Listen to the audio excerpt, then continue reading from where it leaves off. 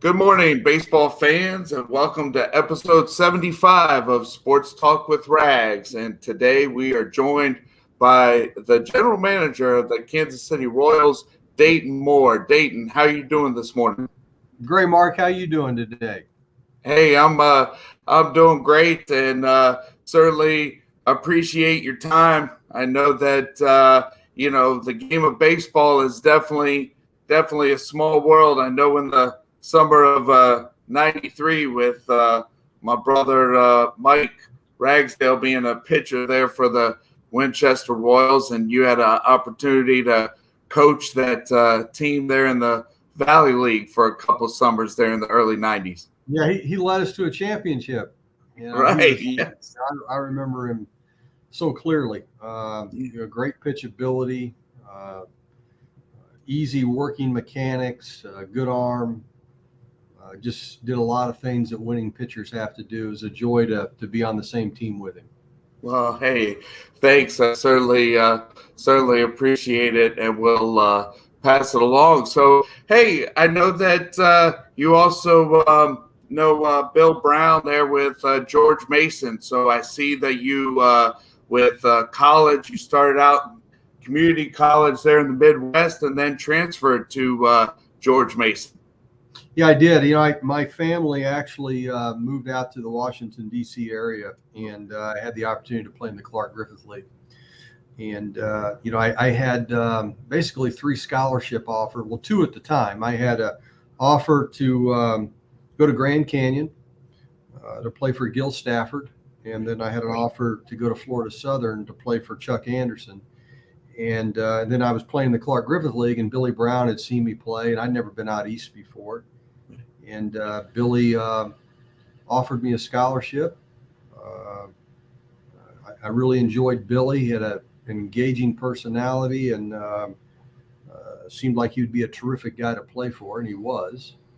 And we decided to stay out east, and it worked out great. I was able to meet my wife, Mary Ann, in that part of the country, and we have three just children that we're just so blessed with: Ashley, Avery, and Robert. Ashley's 25, and Avery's 22, and our son Robert's 19. And so I owe Billy Brown an awful lot. Not only did he give me an opportunity to play, he gave me an opportunity to coach, and gave me a lot of freedom to learn as a coach. And without him, I don't know, what my baseball career path would have been like.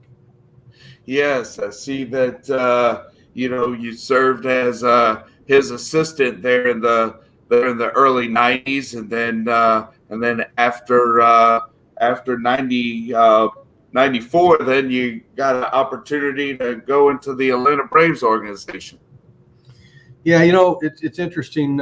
We had a couple opportunities to scout prior to the Braves offering us that position in '94, which was actually during the strike, which was kind of strange in itself. And I just wanted to be a college coach. And, again, Billy allowed me to have some freedom to do some things, recruiting and managing the summer leagues. And I was just having a ball, and I was on that career path. And then the Braves called, and, I originally said no, I wasn't interested. Roy Clark, who was with the Braves at the time, encouraged me to at least just to meet with them. I decided to do it.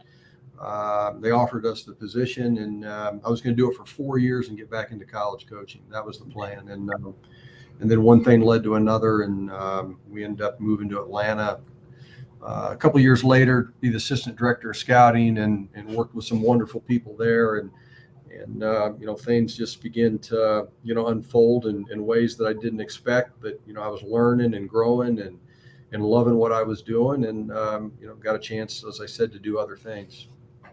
Yes, and I know that with the Braves and now your current employer, the Royals, I know that John Sherholtz was with the Royals before he came to the Braves, and then let's see, the summer of 2006 you came over to Kansas City.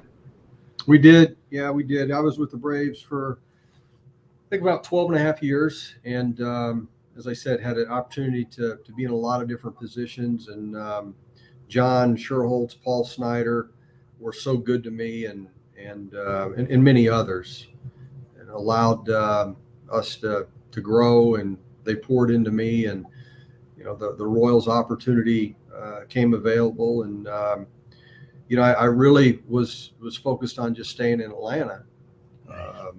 John had a plan for me, and but ultimately we decided to come to Kansas City and try to build something special. The economics of baseball were certainly different than they were when John was the GM here in Kansas City, and when they last won a World Series in 1985. Right. But we felt that it would be a great opportunity. It's a great fan base. It's a great community. Again, a young family at the time. I think Ashley was 10 or 11, and Avery was 7, and Robert, our son, was 4. And so I knew it'd be a great place to raise them, and try to build something here in Kansas City. Yes, and then let's see, 2010, you named Ned Yost the manager of the Royals, and was that a connection from when you guys were with the Braves organization? It was. I knew Ned, didn't know him real well, because I was overseeing scouting and player development, and I was in those roles, and Ned was, of course, on Bobby Cox's staff in the major leagues. And so, I'd see Ned in spring training, and then I'd see him in September and in October, and I always liked Ned. I admired his enthusiasm and his energy and what have you. And of course, then he went on to Milwaukee. He did really well there, and then we had an opportunity to hire him as a special assistant, I believe in 2010, the off season of 2010, and then we made a managerial change later that summer and put Ned in that position. And it's just an absolute joy to work with Ned every day. Very optimistic, great competitor, just believes in people, and just a tough, fiery, high energy baseball guy, and the fearlessness of our team that ultimately won the World Series in 2015 really was huge with Ned's influence, obviously, with who he is as a fearless competitor, and that attitude rubbed off on all those players, and that's a big reason obviously we won. Yes, I mean 2013, things were improving there with finishing with a winning record, and then 2014 got into the playoffs with a wild card, and just swept through the division series, swept through the championship series to bring winning baseball back to Kansas City, and winning the pennant. Tough series there, 2014 against the Giants with it going 7 games, but then 2015 winning the division and winning the pennant, and get to be World Series champs 30 years later with beating the Mets in 5 games. Yeah, very historic, as you mentioned. And, as I mentioned before about the economics of the game, and, we're really proud of the fact that in today's world of economics of the game, and, being the only small market at the time to win a world championship and go back-to-back World Series, which some people say is a greater feat. But it's, it was special for our city, our community, our fan base. David Glass and his family, who was our owner at the time, and of course, everything that these players had been through. And it was primarily a homegrown group. We drafted and signed them. We're one of the least transactional organizations in baseball. Most people will tell you in a small market you need to be highly transactional. We kind of choose to do it a little bit different, just because we enjoy getting a group of people together and doing life with them, and also allowing them struggle, if you will. And baseball is going to certainly expose your abilities, and it's going to bring out those struggles and hardships. And we love being able to stand behind our players. And ultimately, when you do that, you create a tighter bond. They grow together. They want to win for one another.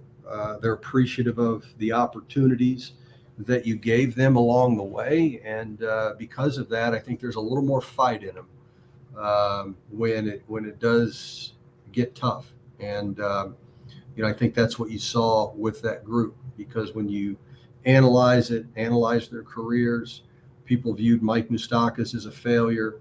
People viewed Alex Gordon as a failure all at early parts of their career. People viewed Eric Hosmer as an underachiever at times. But we stayed with all those guys. We knew they weren't underachievers. We knew that they were winners because of the type of competitors they were, the type of people, how they worked. We didn't doubt them for one bit, and we made sure that they didn't doubt themselves. And I think at the end of the day, they were appreciative of that support. They relied heavily on each other. I mean, even when we traded for Lorenzo Cain and Alcides Escobar, most of the people in the industry felt that they were just really good defensive players and weren't going to be, very successful offensively. Lorenzo Cain couldn't stay healthy, they said, and he and our medical staff did a lot of great things to help him get on the field and evaluate some things and change some of his routines. Of course, he gets the credit. He's the one that did all the work, but I just think it was just a group effort on behalf of all the players, of course, and all the different departments and coaches and instructors and managers that came together to support the efforts of all those players. Right. Yes. And let's see. And I saw that the Valley League recognized your accomplishments when you were the manager of the Winchester Royals in the summer of '92 and '93, and the Valley League recognized you in the summer of 2016.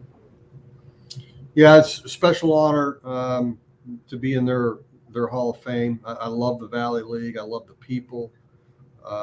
Great towns that show up and support baseball, and I think it's what makes the game special is being able to play our game in those towns and those communities that care deeply about our game.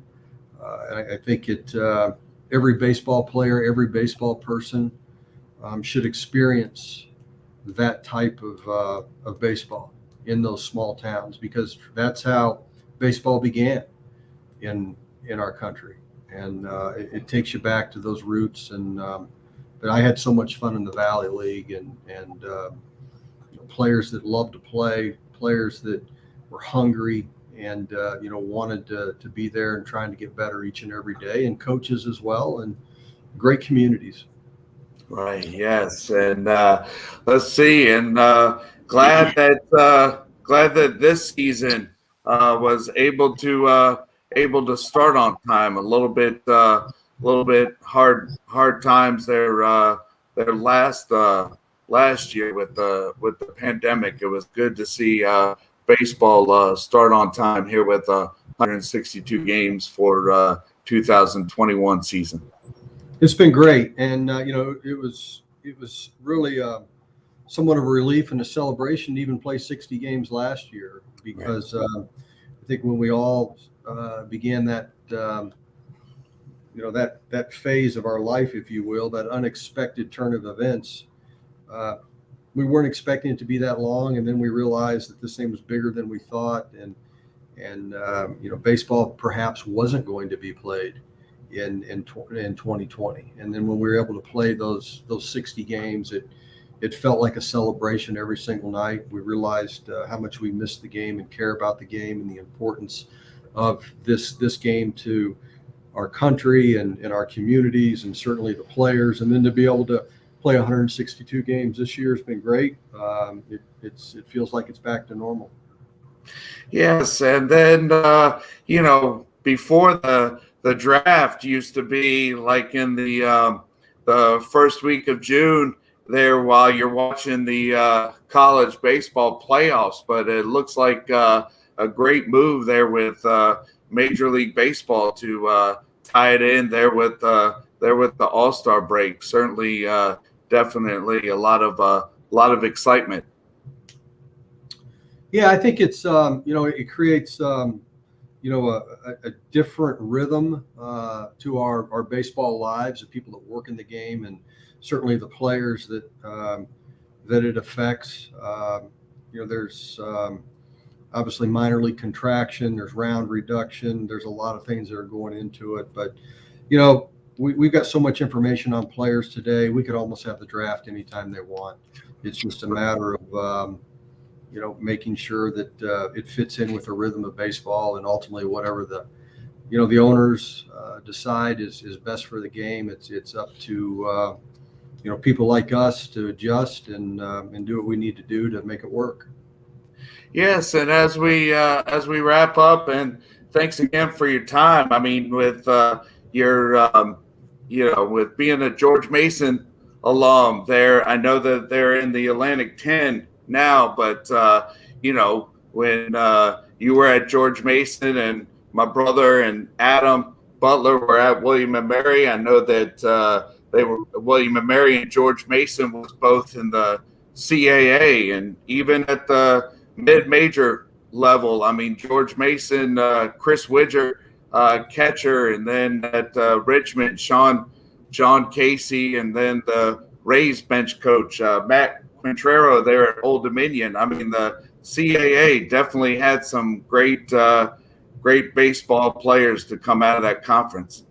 No doubt. And, a lot of guys that not only played in the major leagues but they're scouting, they're coaching, whether it be in college or professional baseball. And, we've got a few guys in our front office, whether it be, JJ Piccolo and Lonnie Goldberg that, I was fortunate to be a part of, and George Mason, and they're doing terrific. And, it's a great baseball conference. There's no doubt about it. And you bring back a lot of great memories, and it feels like it was yesterday when we were competing. I remember when Roy Clark drafted or signed Adam Butler, and Roy just he loved his deception and his competitiveness and his toughness and all those good things. And of course, he did a great job. So, but I appreciate you having me on.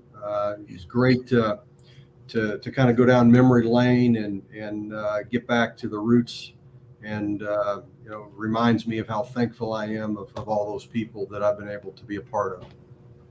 Yes, and one stadium that I haven't come to yet is Kauffman Stadium. Hopefully, get out to the Midwest one summer maybe. Love to have you. It's a great city. It's a great ballpark, and hopefully we play well for you. Right. Yeah, and I know when I lived in St. Petersburg in the mid '80s, the Royals had spring training there in Haines City, there at Boardwalk and Baseball. But now you guys have been in Arizona, right? We are. Yep, we're in Surprise, Arizona. I believe we've been there a little over 20 years now, I guess. Or right. Maybe not quite, but it's that's a great community as well. And Arizona's just blossomed with spring training baseball, and it's a good environment, good atmosphere, and the players love it. And the weather's pretty much the same every day out there in the spring, and we get a lot of work done. Right. Yes. And so, all right, Dayton. Well, hey, thanks for your time, and appreciate you coming on and sharing your story. Thanks, Mark. Tell all the boys hi. All right, will do. And go Royals. And as today we had the Royals general manager and George Mason alum Dayton Moore share his experience, and that's a wrap.